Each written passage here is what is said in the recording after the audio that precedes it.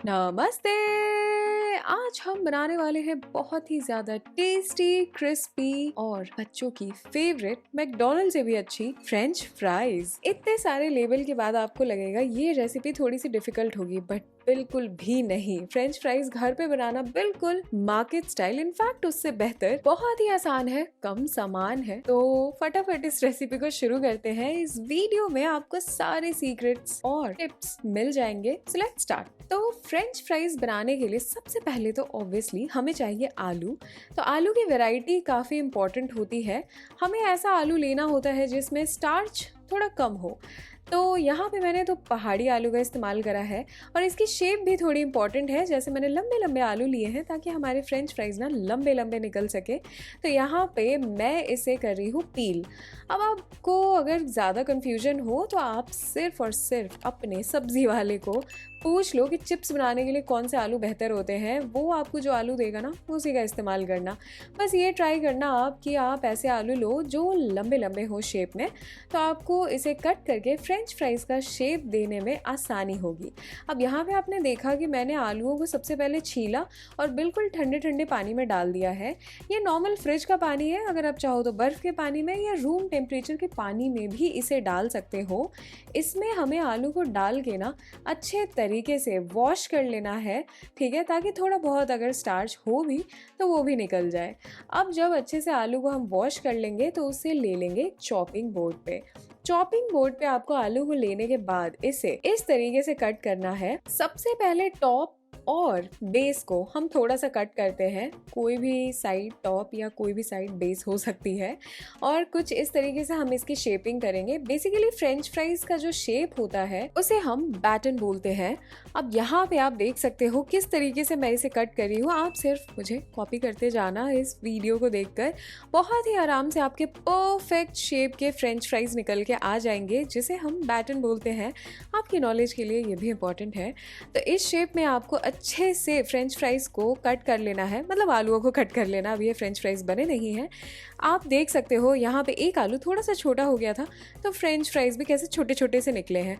हमें ऐसे French fries नहीं चाहिए। हमें कोशिश करनी है कि लंबे लंबे फ्रेंच फ्राइज ही बने, तो वो खूबसूरत भी लगते हैं। क्योंकि जब हम इन्हें फ्राई करते हैं ना तो इनका शेप थोड़ा सा और छोटा हो जाता है, इसलिए। अब यहाँ पे आप देख सकते हो ना कि इससे काफ़ी ट्रिमिंग्स निकल रही हैं, मतलब एक्स्ट्रा आलू निकल रहा है। हम इसे वेस्ट कभी भी नहीं करते। किचन में भी इसका अच्छे तरीके से हम इस्तेमाल करते हैं। यूजुअली हम इन आलूओं को ना पानी में डाल के उबाल लेते हैं और आप इसे कहीं पे भी यूज़ कर सकते हो, सब्जी में, पराठे में। तो ये ट्रिमिंग्स बर्बाद नहीं होंगी, मतलब वेस्ट नहीं होंगी।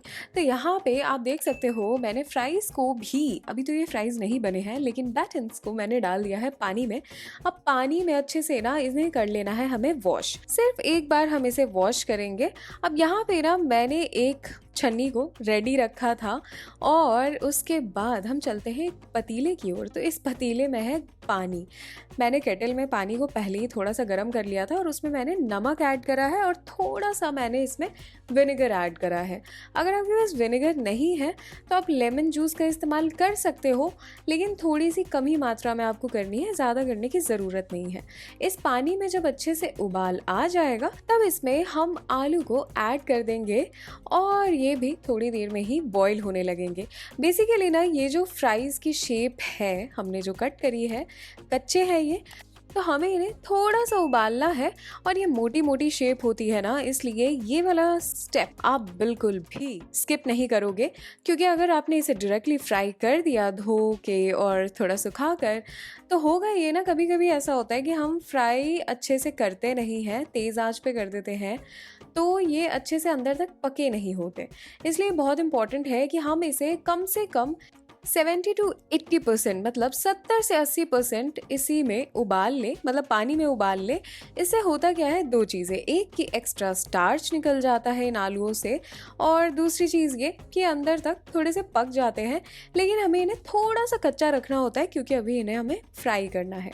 अब यहाँ पे ना आलू अच्छे से उबल गए थे जितना मुझे चाहिए था, तो मैंने इसे निकाल लिया है बाहर। इसीलिए मैंने छन्नी को पहले ही तैयार रखा था, क्योंकि जब ये उबल जाएंगे तो आपके पास ज़्यादा टाइम होगा नहीं ये सब करने के लिए। तो छन्नी को पहले ही रेडी रखना और उसमें आलू को ना इस तरीके से आपको फैला कर रखना है। ये नहीं कि आपने एक छोटी सी छन्नी पे इसे रख दिया और आलू को आप फैला ना पा रहे हो। अगर आपके पास छन्नी नहीं है तो एक कपड़ा लगाकर आप एक प्लेट पे भी इसे अच्छे से फैला कर रख सकते हो। हमें इसे थोड़ा सा ठंडा कर लेना है फ्राई करने के पहले। अब यहाँ पे ना ये हो गए थे ठंडे, तो मैंने इसे डाल दिया गर्मा गर्म तेल में।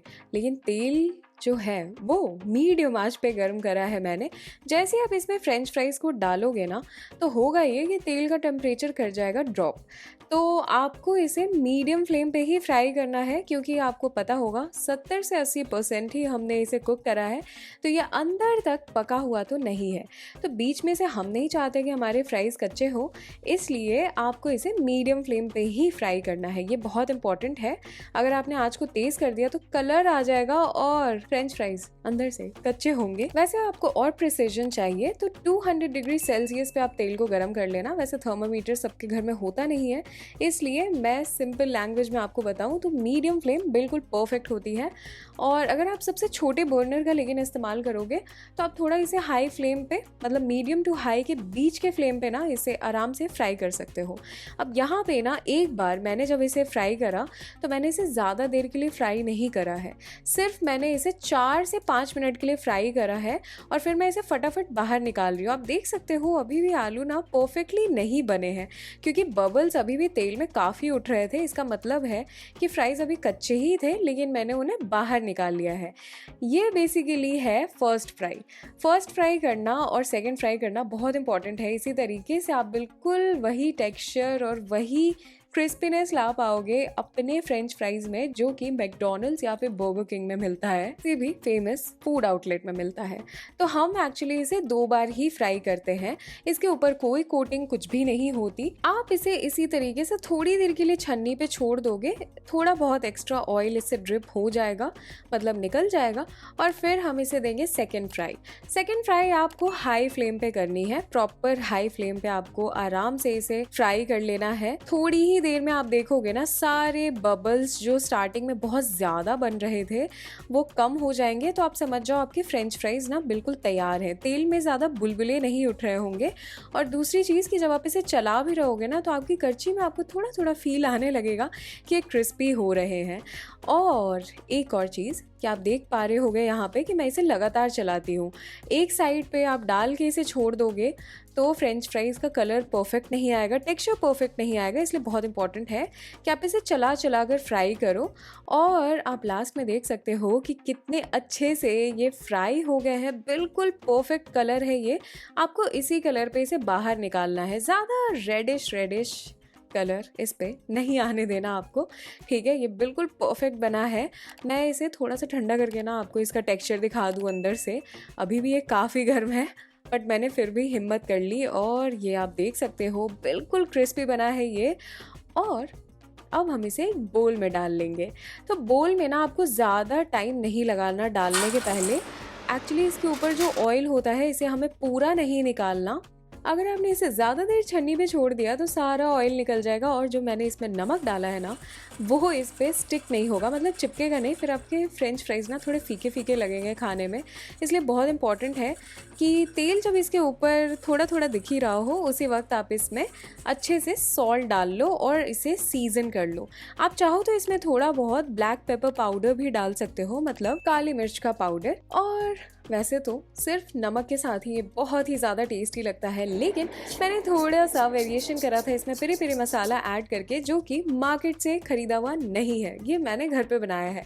अगर आपको इसकी रेसिपी चाहिए हो तो कमेंट सेक्शन में लिखकर मुझे ज़रूर बता देना, तो मैं इसे डेफिनेटली शेयर करूँगी। बहुत बहुत धन्यवाद इस रेसिपी को देखने के लिए। आई होप आपको ये रेसिपी पसंद आई हो।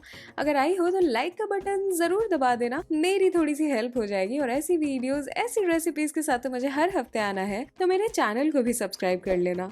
तब तक के लिए बाय बाय।